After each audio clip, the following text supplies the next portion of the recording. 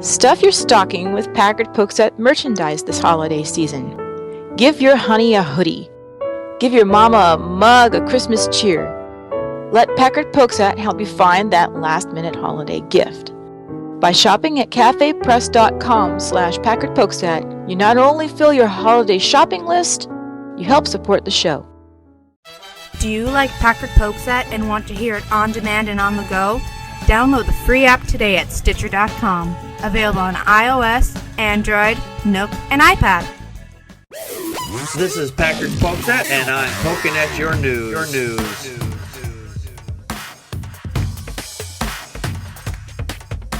Good evening, everybody. Welcome to another fine edition of Packard Pokesat. I am your immutable and unmutable host, Packard Sonic. And joining us tonight from the far west coast is Connie, Practical Magic 9. Hello, hello, hello.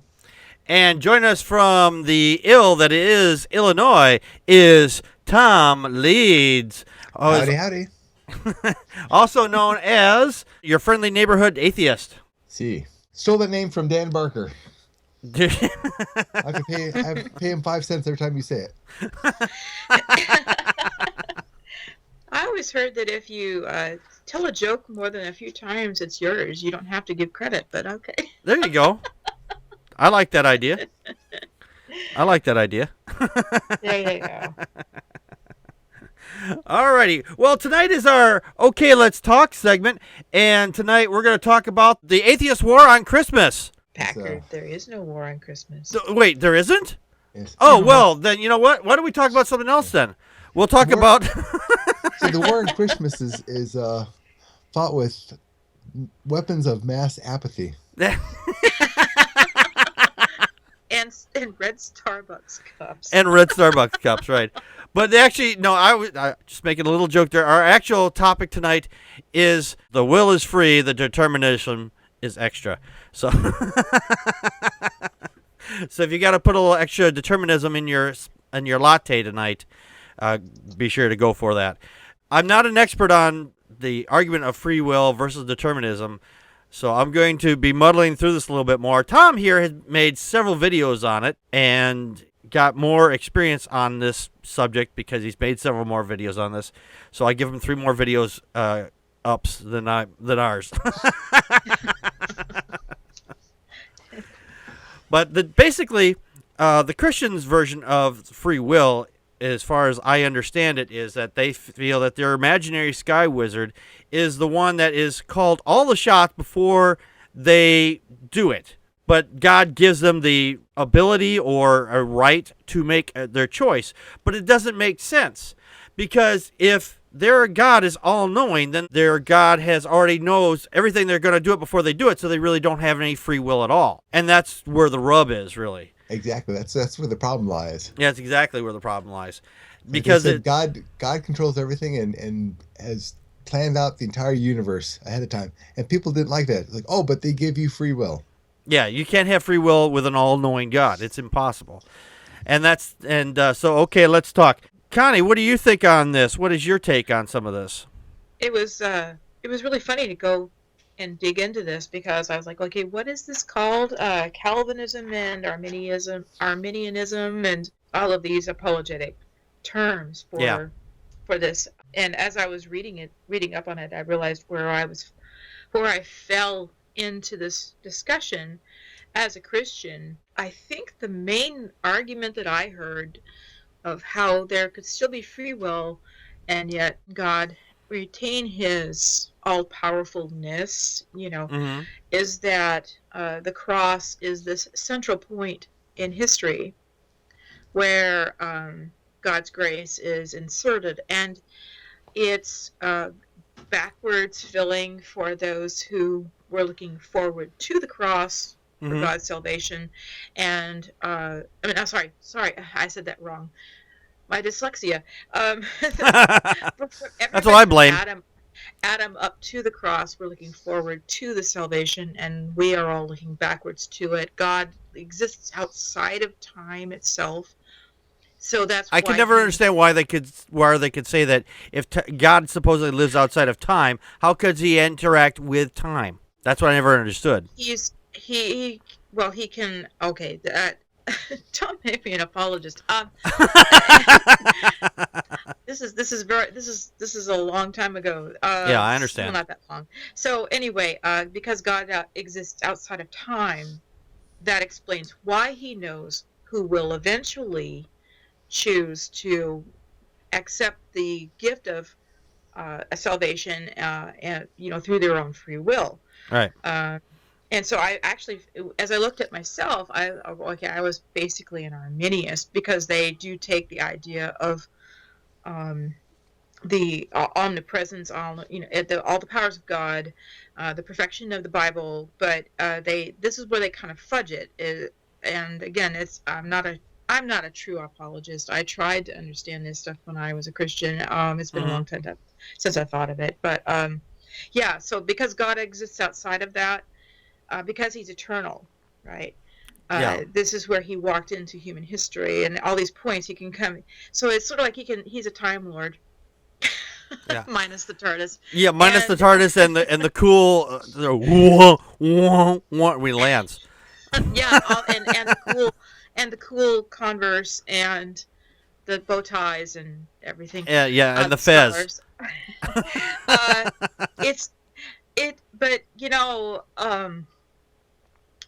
But even in philosophy, as I was just reading about it today, and I wish I'd had way more time. It's been only a couple days since I've looked at this.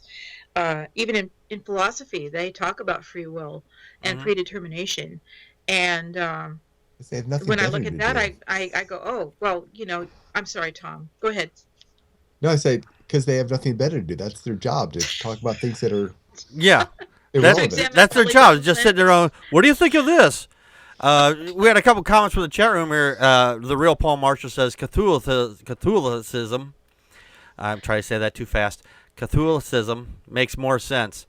And he was asking if we wanted a jelly baby. And I'm like, yeah, actually, I would like a jelly baby. That'd be the fourth Doctor. That's the fourth Doctor. I'm not into tentacle porn. I'm sorry. No. No. That's all I can think of when I see Cthulhu. Yeah. One of the things is, as I understand it, is that the logical arguments, like could a God, for example, make a rock so heavy that he himself could not lift it?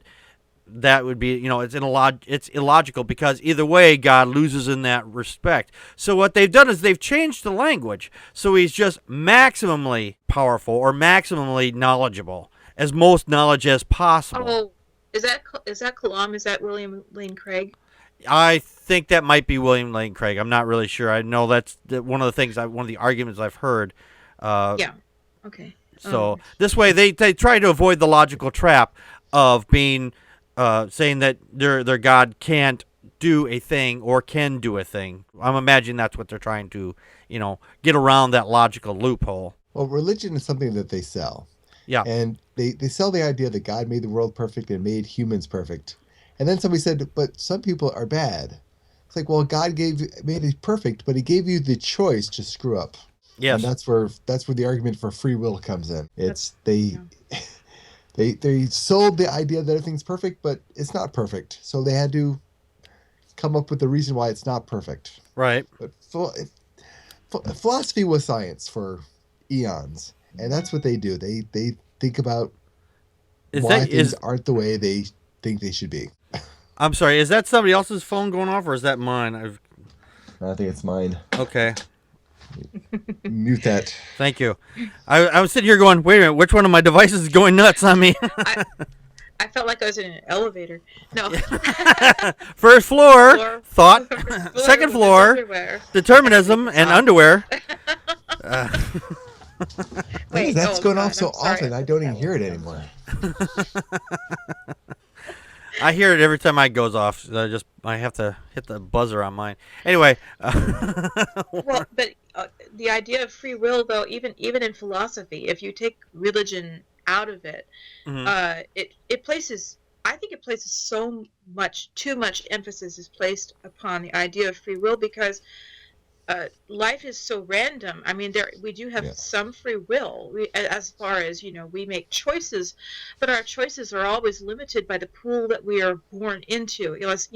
I would see by that as by the group of friends we have, or any number of things, and then we are also limited by the free will of other people exercising their choices. And, I see that as just determinism myself. I mean, because we determine the things we're going to do, not just the. All right, now let's put a pin on that for just a second here. Now, this is what Sure. I looked this up on the determinism part. This is what Google says determinism is. It says a doctrine that all events, including human action, are ultimately determined by the causes external to the will. Some philosophers have taken determinism to imply that individual human beings have no free will and cannot be held morally responsible for their actions. I don't completely agree with that. I mean, that's the definition. I'm just saying that I don't completely agree with that particular version why of do it. we go to such extremes? That's like, wait, Right. no, it's like 2 from column A, 3 from column B. It's like, I don't understand why we have to be so black and white in our thinking on Right. that. Life is gray in Yes. so many ways. Yeah. And I like a lot of the struggles we have in life come from trying to make it this or that. This, Yes. Yeah. it doesn't work. Right. That's kind of like with the joke I told at the beginning of the show there. The determinism, I think, is because I determined I was going to say that joke. I told Connie about it, and I said, Connie, this is your line. I need you to say this. So, it was supposed to be a little bit funnier than it came out, but it came out okay. So I determined that several days beforehand. So does that fall under the free will? Because I already had planned on doing it. I determined to do that. See, I see free will as our ability to override our instinct, to do things outside of what we kind of innately are going to do, the way we react to things. Mm-hmm. But free will is, I mean, it is determined by, or everything that happens to us is a nonstop cascade of events. And our free will is our ability to make a decision based on those events. But those events are happening nonstop. So our free will is like that last moment, that last second, right before we actually make a decision or take action. Because up till that point, like even telling a joke, you can plan a week ahead to tell a joke. Mm-hmm. But if she fails to, give you the straight line, you can't tell the joke. Or if you lose the phone connection. I mean, there's so many things that can mess up your plan until you actually have the opportunity Mm-hmm. to take action. You have no free will. Up to that point, you are completely susceptible to, random acts of whatever. Yeah, I could have. Stupidity or inspiration, depending on And how not you feel not- about it.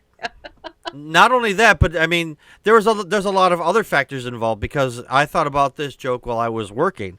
So a lot of things could have happened there. I could have had an accident, and I could have been killed instantly. And then I would never been able to tell the joke.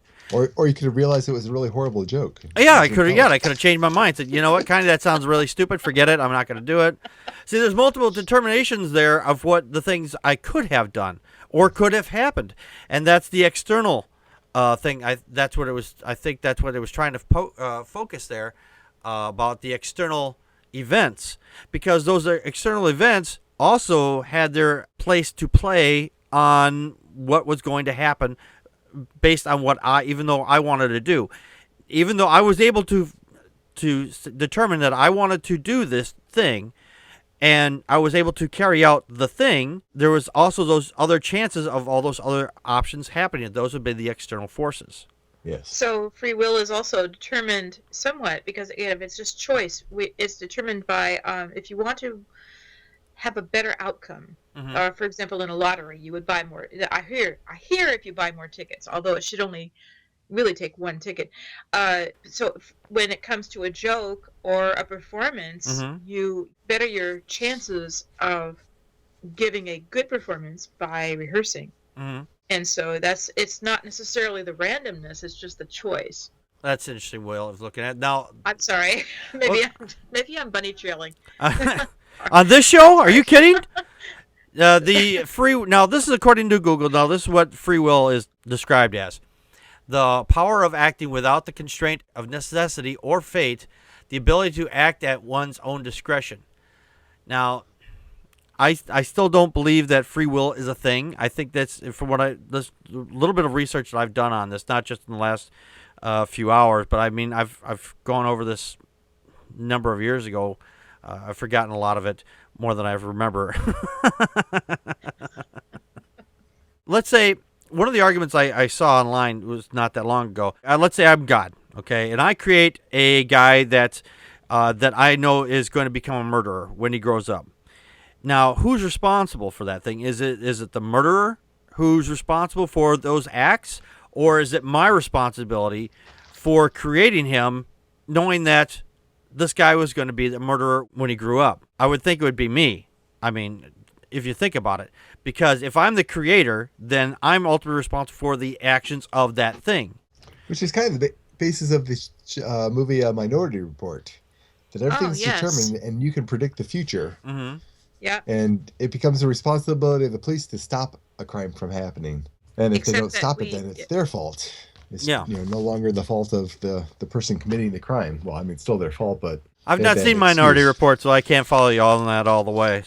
What's interesting is for me, the idea that we all make our own choices, it's like a pachinko machine or like a bingo, bingo ball, the lottery Mm-hmm.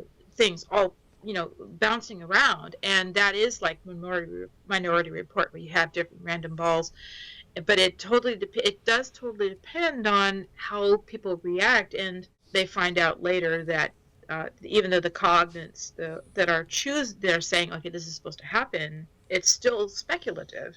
It's not for sure. I mean, obviously people might react a certain way depending upon. No, I love Minority Report as an example. My husband and I were talking about this morning, and that was one of the movies that came up. We were talking about something else, but that's a perfect example, Tom. It's really good science fiction because I think it hits on that idea. I mean, for example, you think about Hitler, or you think about the shooter at Sandy Hook, right? And you have to say, at any point, what could we have done? Is this just, this doesn't have to be a predestined thing, but what created this person and this drive? Mm-hmm. What created this situation? And that's what I think that's what drives me crazy sometimes, is thinking about all of the choices that led up to, Nazis or to Sandy Hook or some, and I don't mean to awfulize it, but I suppose you could go other ways. You could think positively about it. I can give you a positive one there that goes even further.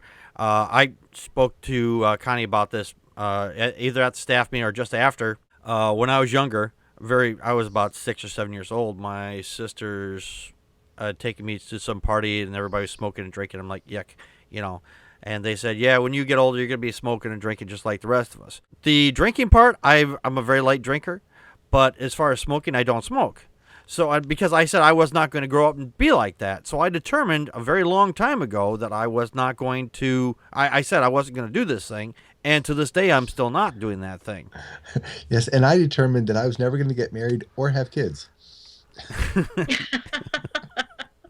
That didn't work out so good. Well, I mean, it worked out good. That's not quite the way I planned. No, not quite what you planned. But but in those instances, I think in that one instance, I mean, I think there's a stronger drive to get married and have children versus than a desire to actually do something like smoking and drinking. Those are not I wouldn't say those are a natural drive. I mean, not part of our natural drives anyway. Yeah. Well, I mean, we get back to free will. There's two basic arguments against free will. Okay. One is that there are so many influences on you that you are ultimately not responsible for your actions because there's so many things that affect what you're going to do. And the other is that there's a grand scheme, a master plan, that everything is planned out through infinity and we're just along for the ride. Right. Nothing we do is original. It's all been planned out. There's nothing we can do about it. And the illusion that we're making decisions or that it's that making decisions is just an illusion. Yeah. So those are the two things that, and physics has gotten into the idea that the universe is basically already written, and it's a program, and the program is running. But even in a program, there's so many, like you can predict planetary movements.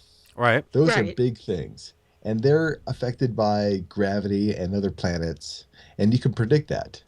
But thinking beings, not just humans, but all living creatures, we're Right. making decisions on everything that we do, and every decision we make affects something else. And then you throw in the wind, and you throw in gravity, and you throw in, any number of things. There's no way we can predict what we're able to do. We can make a decision, we can determine what we're going to do, but until we actually do it, literally a trillion things could happen that will mess that up. Would you say not acting on a thing or not doing a thing could also be determinism as well? Because yeah, because I was Yes. in that example I said I was not going to Yeah. smoke and I still do not smoke. Yeah. Well, that's the decision. Say either Inaction is an action. Even Yeah, then inaction would also be an action. Yeah. Exactly. Okay. I used to think that not choosing to do something was kind of a null thing, but I realized no, that still was choosing. Yes, you're choosing not yeah. to act. Yeah. And therefore you're still you're still acting in a chord in a small way. Like for example, let's take the voting thing for this year that's coming up, or I should say not this year, next year, which is only a few days away. Next year, well, not vote. next year, next year's a few days away. Let me clarify that. Next year's a few days away. Thank you. At the time of this broadcast, next year's a few days away.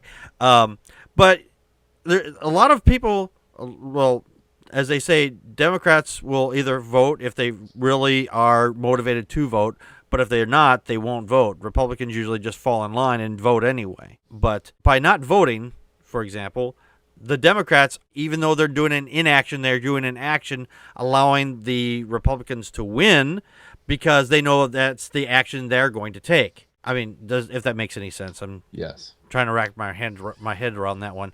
But by them doing that action, by going to vote and, voting for Democratic personnel in their city, state, and their district or whatever, then they're doing an action to counteract all those votes as well. Not saying you have to vote Democratic. Am I clouding the discussion by pointing out that there is that certain amount of herd mentality that we might fall under that could influence what we consider to be our own choices, or how we want to societally fit in with the demographic that we identify with, or at least within. I don't know. I mean, I was thinking about that too. I think free will is just basically our attempt to make sense of things. Take, for example, you're standing on the curb and traffic is going along, and you see somebody walking towards the street, paying absolutely no attention. You can either stop them or not stop them. Right. If you stop them, you'll save their life. If you don't stop them, are you responsible for them being killed or hit by a car? I think that's like a moral action type thing. Yeah. If you can get them to stop without, that's a great question. I'm trying to wrap my head around it. That's exactly what I mean. In order to wrap your head up around it, you need some point of reference, and free will is that point of reference. Right. Mm-hmm. Well, I would say that the moral thing to do would be to tell you, hey, yell at them, or say get their attention. Say, hey, don't walk out in front of the traffic. I think that would be the moral thing to do. Another great thought experiment. Now, this one is a really good one. Let's say there is a group of people on the railroad track, and there's a switch, and if you pull that switch, one person's going to die versus multiple people who are going to die. What do you do in that instance? Do you pull that switch to let the train continue down the road or down the rails and kill the one versus the multiple people, or do you not touch the switch at all and let it hit the multiple people instead of just the one? I know that's a real mind fuck, isn't it? I get in my TARDIS and save everybody. It's like if you pull the switch, you feel responsible for killing that one person. If you don't pull the switch, you can basically wash yourself of the responsibility because you didn't do anything, but then you didn't do anything that could have saved people. Right. It's yeah. Now, let's change that up for just a little bit. Now, instead of being outside of the train, you're on the inside of the train, and you have the same options. You pull a switch that's on the lever that's going to hit the one person or the multiple people. And you're one of the multiple people. Well, no. Well, if it hits the one of Well, it's, if you're if inside you're, the are you already train, inside yes. the train? If you're already inside the train, you can throw a switch inside the train to cause it to hit one person or multiple people. You have to switch. Oh, we're hitting people. Yeah, you were hitting the people with the derailing. train, Okay. and you're actually actually on the train at that point. This is why philosophy people examine belly button lint. That's what I'm thinking right this second. See, these are tough moral questions. I look Yeah. at They like, are, what determinism is and free will. I heard Tracy Harris was asked this question, and her response was that in both cases, that she would not touch the switch in any event, because if she was on the train, she is not legally responsible for that train. That's not her train. Yeah. She just happens to be a passenger on that train. She's not legally responsible for it if either way. And if it's not, you're not legally responsible, you're also relieved of all morality on that response, because you're not qualified to make that decision. You can't say, okay, well, these people deserve to die because there's only one person there versus a multitude. Now, just to fuck with this a little bit more, let's say that the one person is like a real saintly person. They've done real nicey things. And the multitude of people are all criminals, and they're going to, they've all been killers and murderers and everything. Do in that case save the one and kill the multitudes, or do you throw the switch in to save the one, or to kill the one to save the multitudes? Well, I don't think I can make that decision Right. because I don't believe in capital punishment. I think that, I guess, I don't know, maybe it's just hope, but I hope that mankind is redeemable. Mm-hmm. You know, that we can change. I look at, again, you talk about random chance. You talk about ping pong balls or pachinko machine. Right. What drove people to a life of crime might have been poverty, it might have been illiteracy, or just bad education, bad parenting, and that person, most people, I think, deserve to try to understand them and try and help them be better. At what point do you just give up on humanity? Right. I don't do that. The real Paul Marshall from the chat room says past results are not a reliable predictor of future performance. That's true, That's a good point too. because we don't know if any of those people are going to be reformed or reformable. Yeah. I mean, the easiest way, and it's a little bit of a cop-out, but if you imagine that if you were not there to make the decision, what would happen? Exactly, the same thing would happen. Take If- your hand off the wheel and be. If you're not there, it's going to happen one way or the other, whether you're there or not. And that's Well, where we get people if you going, look- I'm if you going to look put at it in the God's train- I'm hands. sorry, go ahead. Let God Go make ahead, that I'm sorry. decision. Yeah, that's I don't subscribe to like, that either. like storms, Yeah. like tornadoes, they're random. Mm-hmm. You know, hurricanes, earthquakes, they're random. These things happen. Forest fires happen. Yeah. Now let's take this one step further. We'll take this even one step further. One step beyond. One step beyond that one. Now, The let's outer say limits. you're on a bridge, and there's a train going to come and kill a bunch of people. But there's a person there that's really big. But if you push this guy over the railing, he'll fall in front of the train, and that'll stop the train and saving those other people. What do you do in that instance? Do you push the one to save the many, or do you still let it continue on its way? In this instance, let's say that the one person is a really bad guy, and the multitude of people are really good people. Do you still take a hands-off approach and just let it go through, or do you interact? Yeah, unfortunately, like most things, you can't really make that determination until you get there. Right. How many people would decide, oh yeah, I would definitely act, And then you put them in that situation, and they're like, I can't do anything. Well, but how many of us? Okay, doesn't that depend upon your point of view? I mean, literally, physically, your point of view, and what you can do and what you can do physically. Mm-hmm. I mean, we're not Superman, and even in my favorite Superman movie, the first Superman movie with Christopher Reeve, he had a limitation. He sacrificed in the original decision he made. He sacrificed Lois Lane. Yeah, he sacrificed the one to save the many, For the but many. he cheated. He cheated. He spins the world backwards, making time go backwards. Yeah. I don't know if that would even work, but whatever. It's comic book physics. It's comic book physics, actually. Tori from the chat room says, you have to think about what the legal repercussions would be. Which would be considered more legal? You hitting the switch to kill one person and saving another, or not hitting the switch and letting one person die? Now, he makes an interesting point there, but that's that, again, falls back to the legal the first part there. You don't have a legal right. You're not the conductor.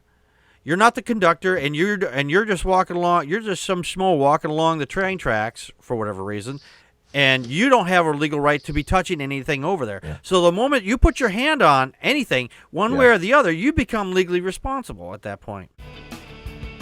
Contact us by email at ppappodcast@gmail.com or on Twitter as @PackardPokesat. Like us on Facebook.com/PackardPokesat. Call our Google Voice and leave a message at 662-709-PPAP or 662-709-7727, and we will respond to it on the show.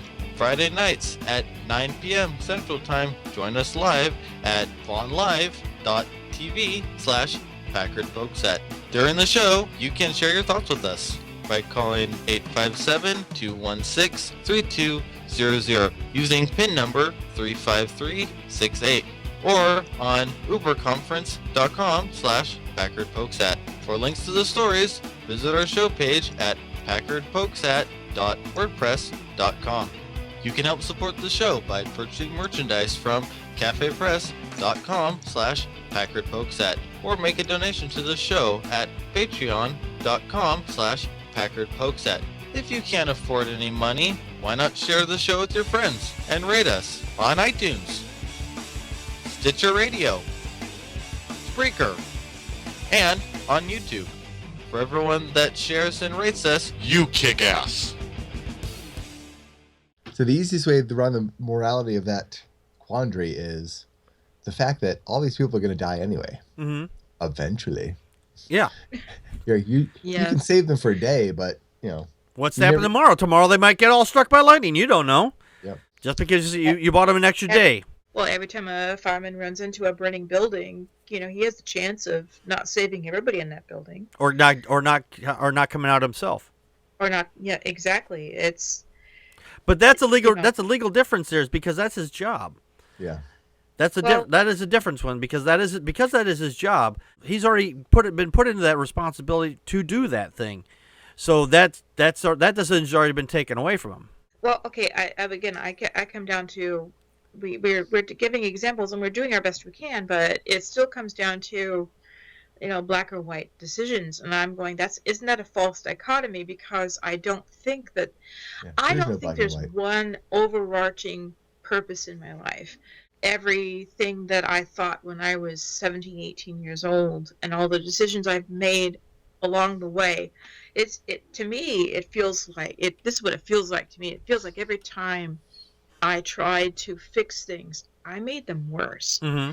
And I continue to make them worse. It feels like this cascading series of events that in a lot of ways, they're nothing like what I would have liked from not just for myself, but most of all for my children and for those that I love. Even my ex-husband, who, I mean, obviously I divorced him, but I wouldn't have chosen this for him. And it's, again, life's a pachinko machine. You can only do. My father's best advice he ever gave me, he said, you can only make the best decision with the information you have at hand. And guess what? It's not always going to be right. It's probably not going to be right a lot of the time, but you at least tried. Mm-hmm. That's really all we're talking about. I don't think there's an overarching purpose in my life, as much as I would love to believe that. I just think that I'm here, we want to elevate ourselves over bugs or dogs or cats or, whales. Yeah, I mean, Tom mentioned it. There's other sentient beings on this planet, and Mhm. we want to think that we're the top dog because we talk and we have opposable thumbs and we, fly spaceships and Wait, we everything. fly spaceships? Wait a minute. I'm not getting my memos again. Let me write that down. We fly Wait, you didn't do that? spaceships. Okay. No, I haven't flown a spaceship yet. I did that this last week. Oh, my damn. gosh. It didn't invite me? I think I'm free will sorry. actually is What's our that? ability to contemplate the decisions that we've made. Yeah, I'm thinking of the movie Schindler's List. Oh, it's a And, good movie. Guy did an amazing thing, saved so many people, and he was fraught. He was fraught with how much more he could have done, Mm-hmm. Yeah. and he spent his life, regretting not what he had done, but all the things that he had failed to do, that he could have done so much more. And I think free will is basically our, You think it's more of a looking back at the choices we've already made? yeah. That's really great point, Tom. So it's not so much of Yeah. what goes forward, it's what you look back at. It's how we let the actions that we have taken affect the actions that we have yet to take. Okay. A life unexamined. What has that quote? I can't even. I can only think of the beginning of that.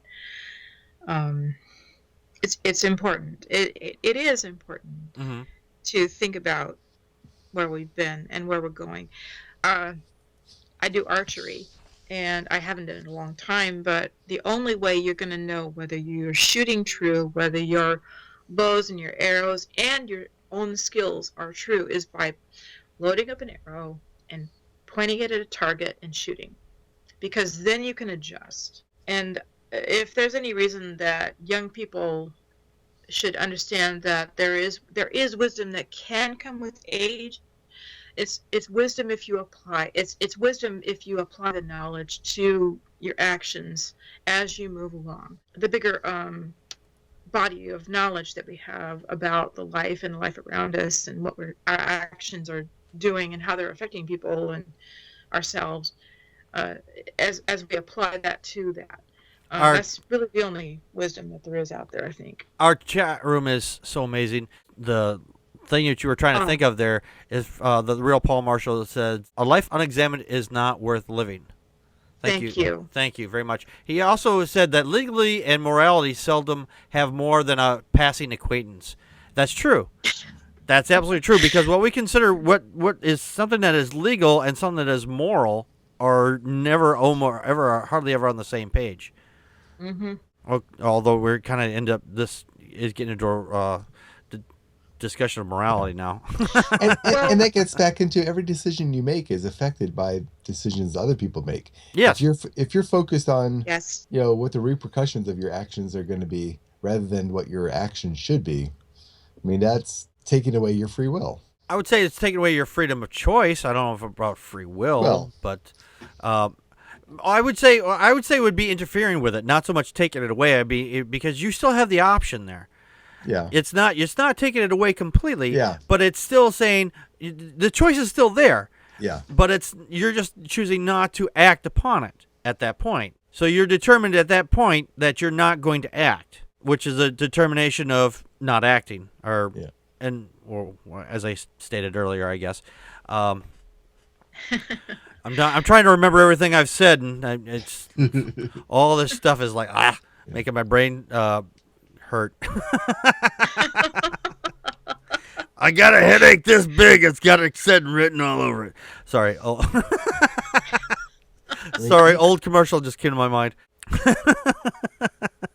That's absolutely true, because the fact is, like in those examples, there's the legality is you don't have legal right to touch those switches or buttons. Even if it's a single button, all you had to do is push the button.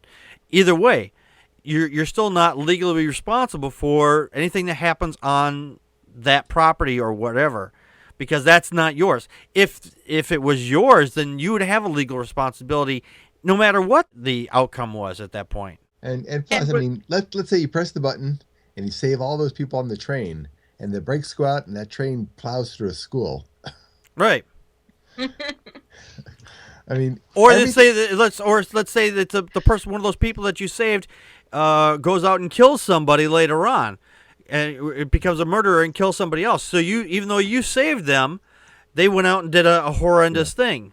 So then you're thinking back, well, if I hadn't saved them, then this person would have died, and then they wouldn't have killed this other person. I'm trying to remember the name of the movie. It was a guy on the train. Yeah, I was trying to do that too. Jake Gyllenhaal. Jake Gyllenhaal. Oh my gosh, that's such an awesome movie because he What's goes the back name of the movie? Time again. I'm sorry. I'm typing in Google. You guys talk. Okay. Jake Gyllenhaal saves the train. No, I know the movie, and it was a very good movie. And he got to relive the event over and over again to try to fix it. Source Code. Oh yes, Source Code. Source Code. It is such a interesting story. It's really good. Oh, thank you for also watching that because. Now we're turning into a movie review. But it's pertinent to the whole free will thing. is a big thing about movies. Yes, I know. I'm just teasing. and the movie and the whole idea of a train crashing into something. I'm not okay. I'm gonna stop because otherwise I'll spoil it. Well, I'll mention another movie that is kind of along those same lines. Groundhog's Day. Yeah. Oh my. Oh, that's a good movie too. I love that one. He has to live the day over and over again. No matter what he does, he can't change the events because he can't change the fact that the day is just going to reset. Right. Well, that's one of the things. Here's a non-violent example. Okay. I missed a flight recently, and I missed it by literally like a second. I mean, they saw me running down the gateway, and they just shut the door on me. And they didn't give you the finger on the way through. They go, "Fuck you, we're leaving." Yeah, pretty much. But I looked at every little tiny thing that held me up just a second or two. When I was in, the TSA, there were a few people out sick that day, so it took twice as long. I let some cute girl get in front of me in line, and then she let her family in front of her, which But all these little tiny decisions that I made added up to an event that really screwed me over. Well, I would say that the cute girl letting all her family in front, that was a decision that was taken out of your hands. Well, that part of it, but I let her in front of me. Oh, you let her in front of you, and then she, okay, all right. And then she decided, well, so there was there was a force, well, I would say force, your decision, and then her decision, which is a decision outside of your, because he can't read her mind. Right. Yeah, outside of what you're planning on doing. It's like, oh, I'll be nice and let this person in front of me, but you didn't know that they were going to do this. I mean, because you can never know what's going to happen until it actually happens. Right. I mean, look at all these shooters. I mean, you don't know how many people they interacted with on their way to whatever. Had somebody pissed them off right before, maybe that was the determining factor that they went and shot everybody. Had somebody been nice to them that day, they may not have. Yeah, there's always that possibility too. Or their boss got into a traffic accident. I mean, there's so many things that can happen that can mess up the plan. We can only look at the end result and try to make sense of it. And we try to make sense of it by throwing in the term free will. We decide everything we're going to do. And we don't decide what we're going to do until we actually do them. Or we place ourselves in the situation and we think, well, what would I think? But that's not what the shooter thinks or the parent thinks. I mean, I go back to Sandy Hook, and when I look at the reports and I see what the mother had done with her son and how her mother knew that something was wrong, I think she did. I think she knew that something was really mentally wrong with her son, and instead of getting help, she was sheltering him. She was trying to protect the community and trying to protect herself and protect him. She couldn't do that. There's too many random pachinko balls floating around, Mm. and she made the wrong decisions in retrospect. But I'm pretty sure she, if it was me, and again, me putting me in the mother's position, I would say, well, she was trying to do the best she could, but I could see how that went wrong. Right. Obviously, I mean, yeah. how many times is there a shooter where everyone says, "Oh yeah, we totally saw that coming. We knew eventually he was going to snap and start shooting people"? Never. No. It's always No. I can't imagine that would ever happen. He was He's such like a such a quiet nice guy. person. He was such a nice guy. He's always kept to himself. You know, there was Right. there was always all the blood that was hanging off his lip all the time, but we never really thought not much about it. Torvin from the chat room said free will wouldn't contradict determinism. If determinism is true, then it would be determinism that decided whether or not you even believed in free will. Yeah. I need a map. I'm just saying. Can I have one in crayon? Just follow the trail of belly button lint. I'm gonna follow the belly button lint on that Okay. one. Like, No, I'm it's a against well the point. idea It's of free will. What? I don't think we have free will because there's so many little things that There's force us to make the decisions that we make. But I'm totally against the idea that there's a master plan. yeah, I don't think the Exactly. universe is a program that's just running out. right. Dark Matter 2525 did a great video on this, kind of along this line. If you're subscribed to him on YouTube, a little shout out for him. He did this great video. If God does exist, or something like along those lines. You just look for it. It's really new. It addresses a lot of questions like that. So give that a look. See, if God does exist and He's making all these decisions, then anything that we do, it doesn't matter what we do. It's not our fault then at that point, because He's already predetermined that it's going to happen that way.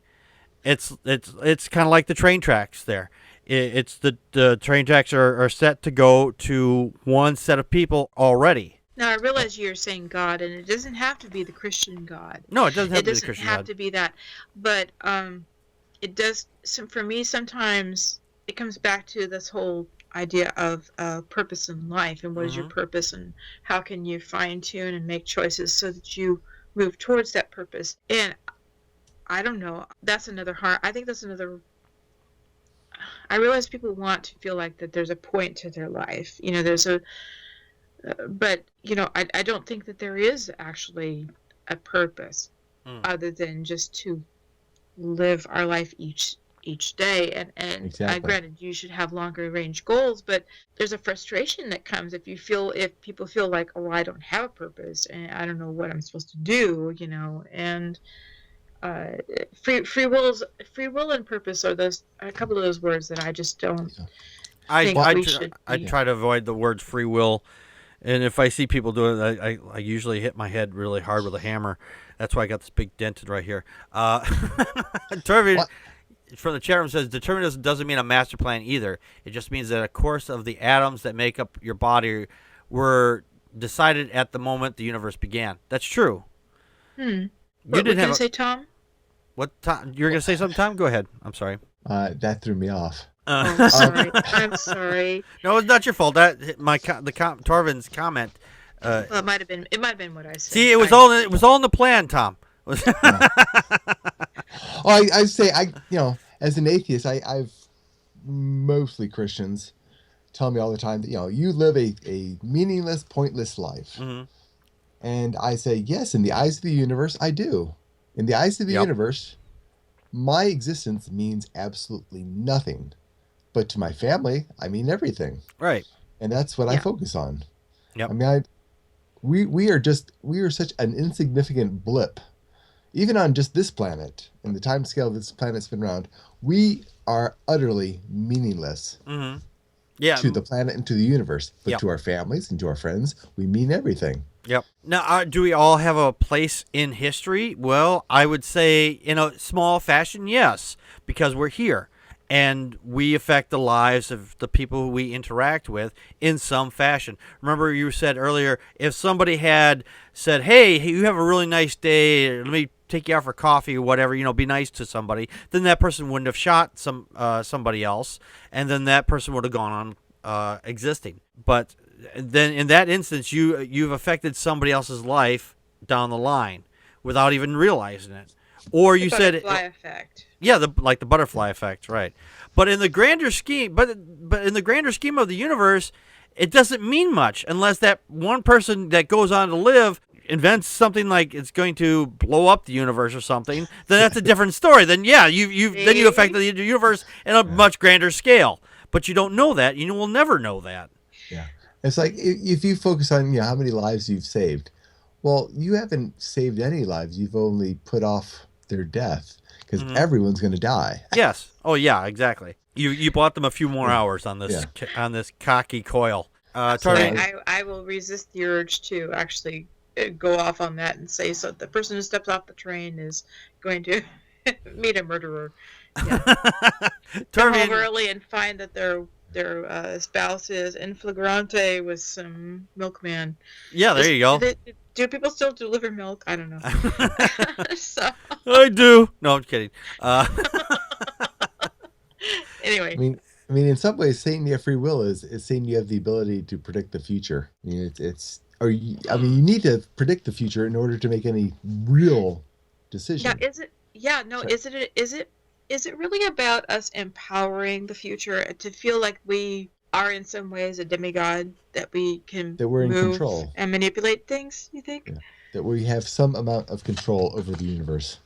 It's control. Well, I think it all comes back to control. Yeah, I think it does come back to control. I think I like to think that we think that we're going to do that. We think we're exerting some control over the universe overall, but in the grander scheme, again, unless that person that's down the line creates a universe killing bomb, it doesn't matter. And besides, even if that were to happen, let's just say that were to happen, either or doesn't happen, the universe is going to die of heat death anyway in 100 billion years or so.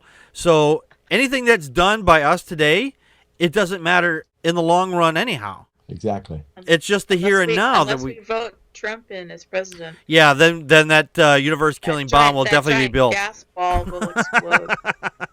A little planet in the star system of Sol will be extinguished if Trump becomes president. I'm just saying. I'm joking. I'm not.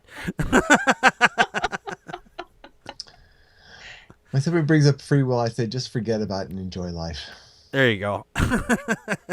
I think that's exactly, Tom. I think that there's not as grand as, because it's not a grand scheme. It's just about making good choices.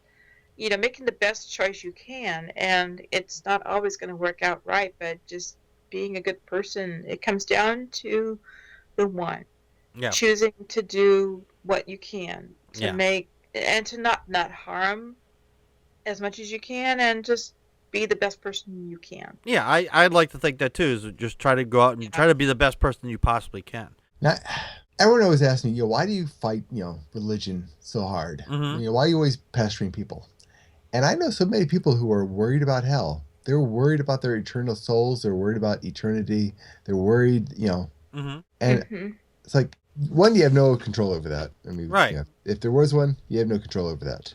But there's no reason to think there is, so why worry about it? Just worry about right now. All right. There's a great meme from Matt Dillahunty where some Christian lady said that because you're an atheist, you're going to hell. And he's basically saying, no, I don't choose hell.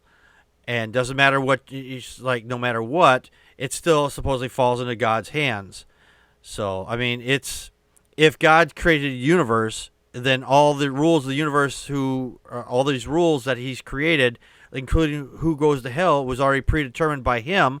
So you don't have a choice to go one way or the other. So, and if he knows everything that's going to happen to you beforehand. So that rat bastard has sent you to hell before you were even born. Yeah, and that makes him a moral monster. I mean, the argument of God is the catch-22. Yeah. I mean, somebody asks you, it's like, does God know everything that's going to happen? Does God know what I'm going to do tomorrow? Well, of course God knows what you're going to do tomorrow. Then I don't have free will. Right. Well, God gives you the option of changing your mind or screwing up. It's It's like then he doesn't know what's going to happen. Exactly. You can't have a. Yeah. They're trying to have it both ways. I had this one argument with this guy that he said that because I used that argument with him, and he goes, "Oh, God didn't know you were going to become an atheist." It's like, how did he know? Well, God doesn't know what's in your heart. I was like, what? That's not what it says in the Bible. The Bible says that God knows your heart. How the hell do you get that? He wouldn't fucking answer me, so I was like, all right, I'm done with you. Because So- his brain was melting. Apparently. Like, but. Yeah, Like I got a couple of motorboat, but. Anyway, Exactly. It's like that Your that every great word needs argument. to be I'm- examined. Everything I say is a lie. I'm lying right now. I just watched Labyrinth last weekend. the following statement is false. The previous statement is true. Yep. Oh gosh, yeah, no. Or you say the following statement is true. The previous statement was false. So which is it? You can't have it both ways. Anyway, we got to get out of here. I want to thank Tom. Where can they find your channel, Tom? Just search Tom Leeds. You'll find me. I'm Googleable now. You're Googleable. Woohoo! But Tom the Atheist on. Yes, and he's on Twitter as Tom the Atheist on, or Tom the Atheist on, not the Tom. Well, whatever. At Tom. yeah, use the @ sign first, people. And thank you, Connie, of course, as always, for joining us here on the show. And Happy holidays to everybody. And yes, happy holidays. We'll be back. We'll be taking off next week because it's Arbor Day next week on the 25th. No, is that there's that what it something about a is? tree Something and with lights. trees. Is that what it is? It's Arbor Day. I just We're celebrating the the Great Pumpkin. bastard child of somebody who was born, and Yeah, they allegedly couldn't born at afford this it. time of the They year. couldn't have- Yeah, I know. That's a whole other tirade I'll get into another time. But I'm gonna say it. Merry Christmas. Merry Christmas Thank you. and happy holidays. Holidays. Happy Festivus. Happy Festivus for the rest of us. Happy Hanukkah. There you go. And happy winter solstice. So Woohoo. that's my favorite time of year is the solstice because then the days start getting bigger or longer, Oh, whatever. Happy I just think it this Kwanzaa. way. Happy days off from work. Woohoo! There you go. Yay. Happy MP Wallet come January 1st. Right. Speaking of January 1st, we will return on January 1st with a brand new show, and hopefully I will have time to finish up the changes for the look of the show, and it'll make it look a little different, hopefully. If not, then we'll be looking at the same old crap this next year. And Joe will have woken up by then. Yeah. But really sparkly crap. You'll love it. Yeah. I'm going to be in sparkles and everything. No, I have no Sparkle. If you like the show, go to facebook.com/PackardPokes. Hit the like button. Or if you really like the show, you want to help us keep the show on the air, go to patreon.com/PackardPokes and donate as little as $1 once a month to the show. Or you can donate more if you like. And if I get 5 people that donate $20 or more, I will give one person at random a coffee mug. Or you can just go to cafepress.com/PackardPokes and just buy something yourself. And that still supports the show either way. So, alrighty. I want to, again, thank everybody for coming. We'll see you next year. I love saying that. This has been Packard Pokes that we just poked at our, okay, let's talk. And that's a wrap.